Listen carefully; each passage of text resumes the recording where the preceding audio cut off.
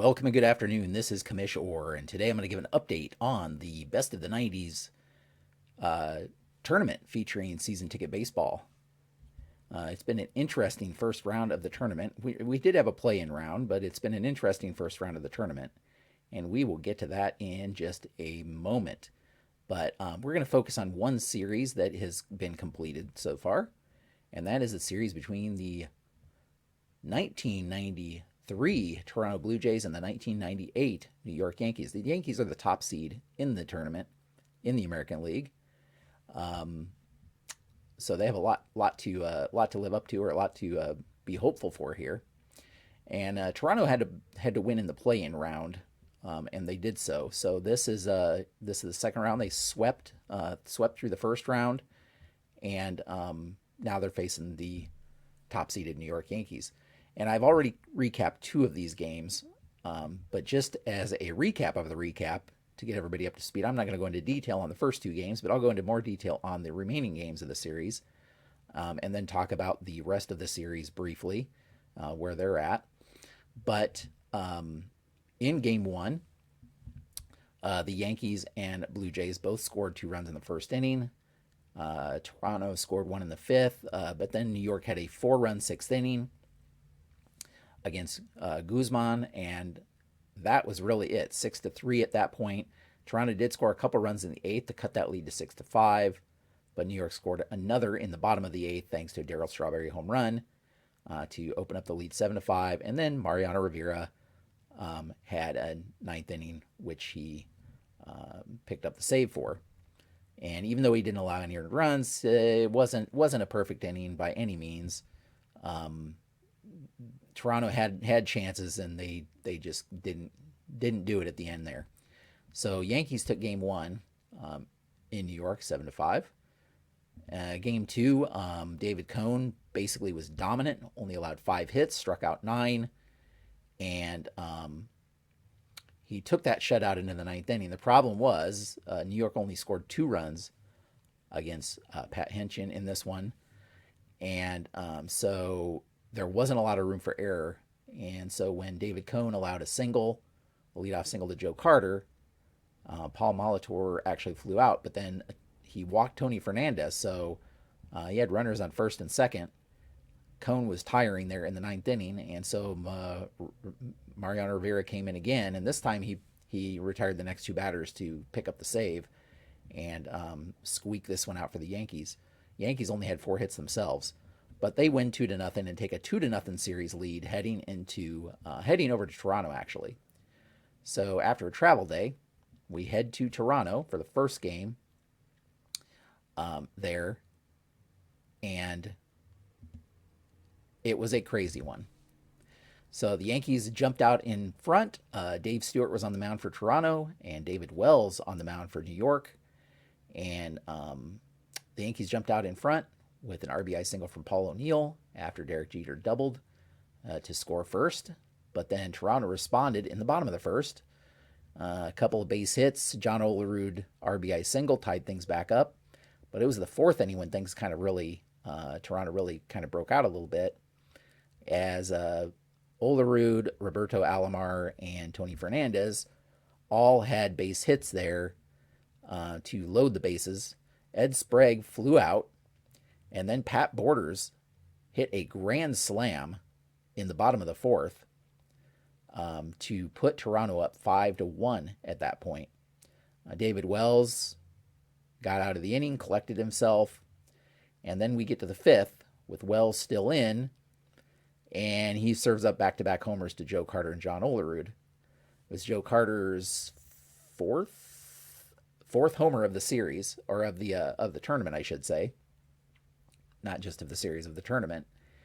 And after Alomar had a base hit after that, they pulled Wells after just 4 innings, and Ramiro Mendoza came in, and he was actually pretty good after that. So he did allow a run in the sixth after a couple of base hits and a walk to again load the bases, but was able to get out of it with just allowing 1 run. But at that point, it's 8-1 Toronto.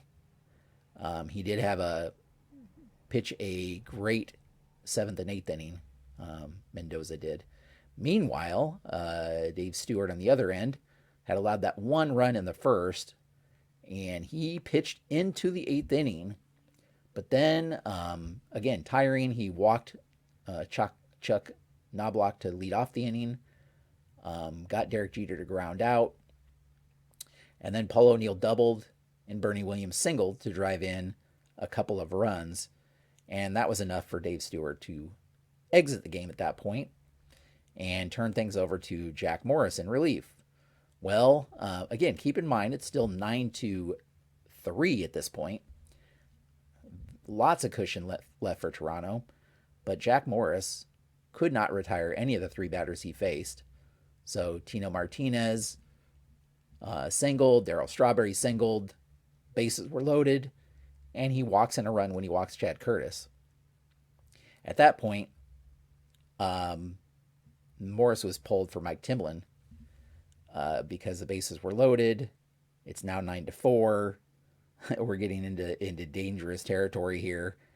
And Timlin promptly serves up a base hit to Jorge Posada. Scott Brocious actually hits a sac fly, and the Yankees bat around in the eighth inning. Chuck Knobloch actually walks again, 2 walks in that inning, but then finally Derek Jeter pops out to end the threat. But the Yankees score 6 runs that inning to cut the lead to 9-7 and make things interesting. So heading into the ninth, Dwayne Ward comes in to pick up the save, hopefully, strikes out Paul O'Neill to lead things off. But then Bernie Williams triples, and Tino Martinez follows that with a base hit to cut the lead to 9-8.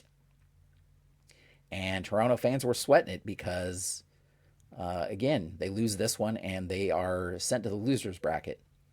But fortunately for them, Darryl Strawberry flies out, and Ward gets Chad Curtis to ground out to end the inning and end the threat as Toronto wins this one 9-8. Crazy ending to this one.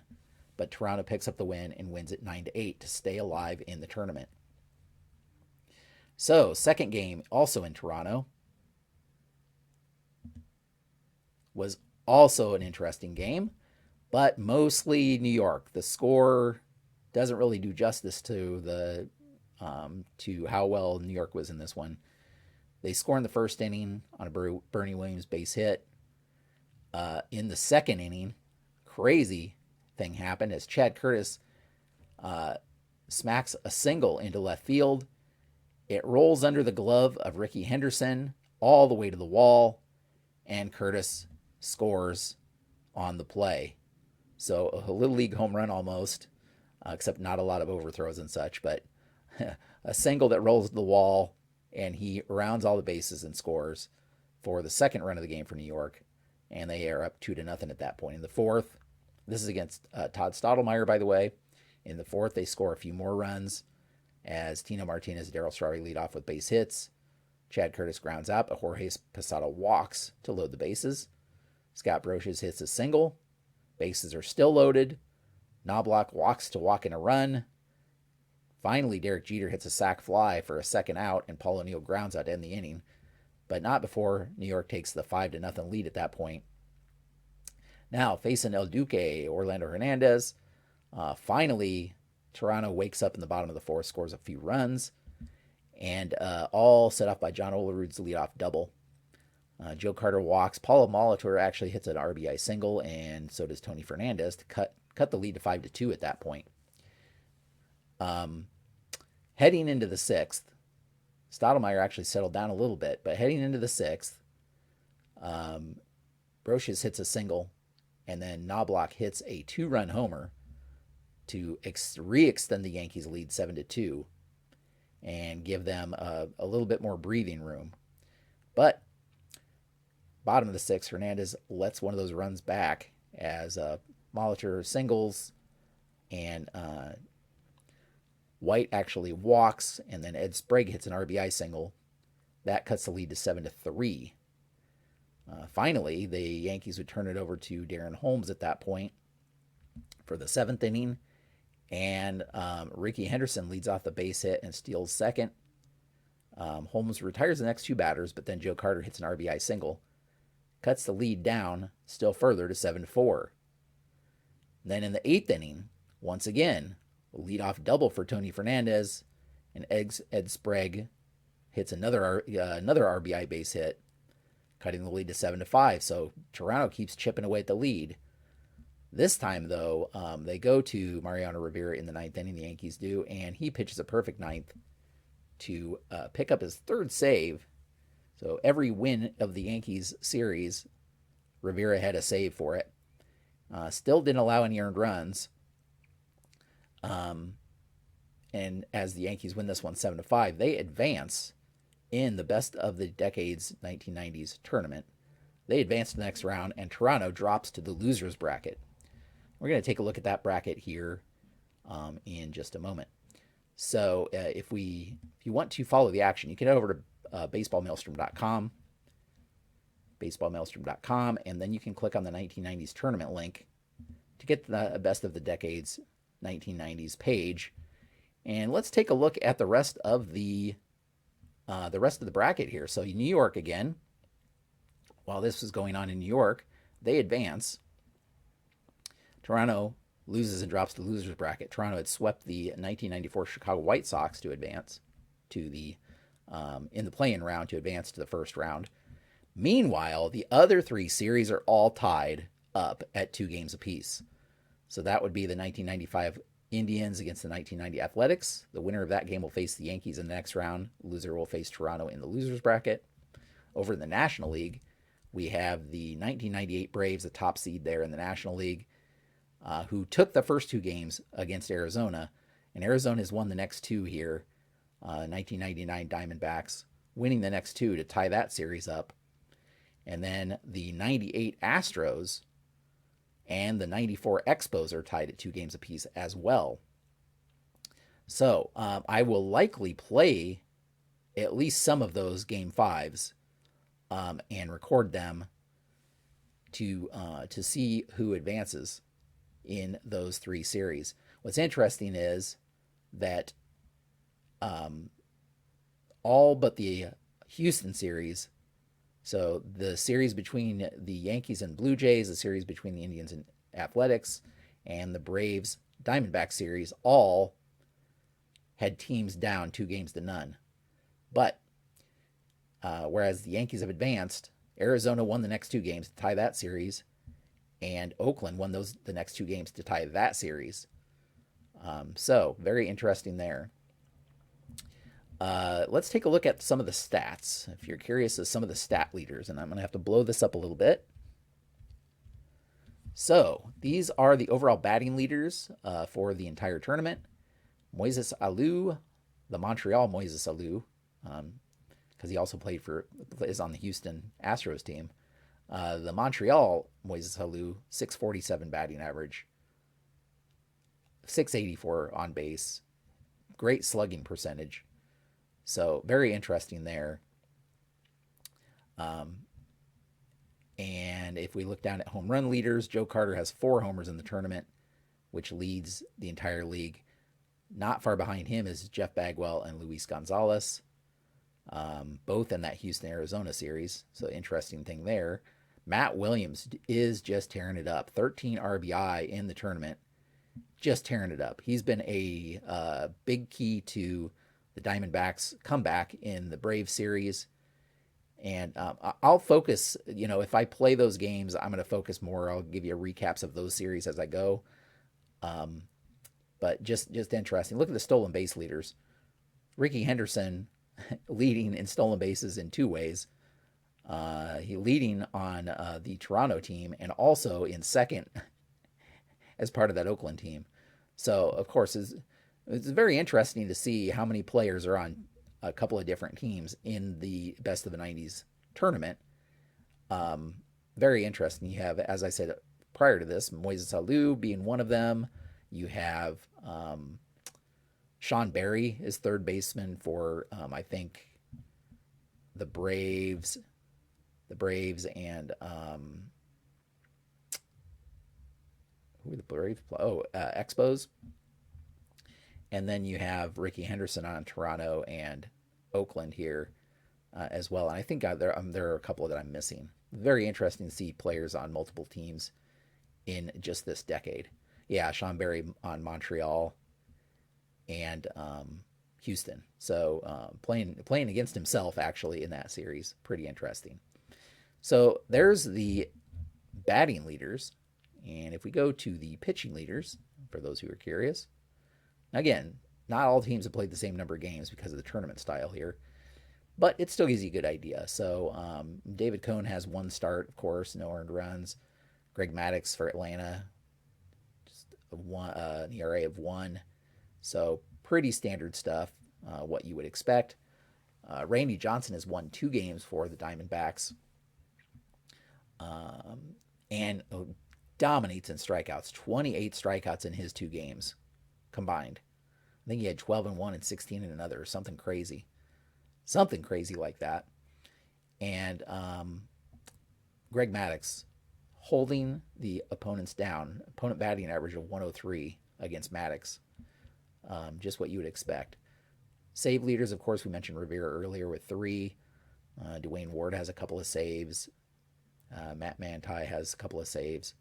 Pretty interesting stuff there. Yeah, Maddux allowing just 4 base runners per 9 innings. Crazy. Omar Dahl, meanwhile, has lost 2 games for Arizona. So he's not having the best tournament by any means. Though look at, he also has 2 quality starts. So both of those were quality starts that were basically lost by his offense. I'll just say that. So yeah, there's what you see on the pitching side of things. Again, if you want to see any of these details, you can come out to baseballmaelstrom.com. You can click on the best of the 90s tourney page, and then you can click on the stats button if you want to look at the stats. You can get really detailed stats on how well batters do against each team they face and that kind of thing as well. So that's where we're at. Really enjoying this project. I think by games we're more than a third of the way through. I think we played 22 or 23 games, and there's about 60 in the mid 60s in terms of number of games. So we're more than a third of the way through the tournament already. Things will get really interesting here as once this round finishes up, because at that point, anybody that loses in the losers bracket will be out. So the double elimination tournament, most of the series are going to be best of 5, best of 7 once you get to the league championship series level and the World Series level. This again is my second tournament that I've done using season ticket baseball. The first one was the 1930s decade. And so you can also find the information on that. You can also find information on other projects I have going on. The other one I have going on currently is my Payoff Pitch POPs League Season 2. So you can find that as well on the Baseball Maelstrom page. That's where we will leave things for now. Hopefully you enjoyed that little recap. I don't know if any of that surprises you. I'm very curious to see how the other rest of the bracket shapes up, because we have, again, the Braves, the top seed in the NL, but they have a win or die here. Well, not win or die. They'll just fall to the losers bracket if they lose, but still, it's much harder to work your way up through the losers bracket because you've already lost the series at that point than it is to just win your way through on the winners bracket, as always with tournaments. So, hope you enjoyed all that. Thank you so much for watching, and until next time, have a great evening.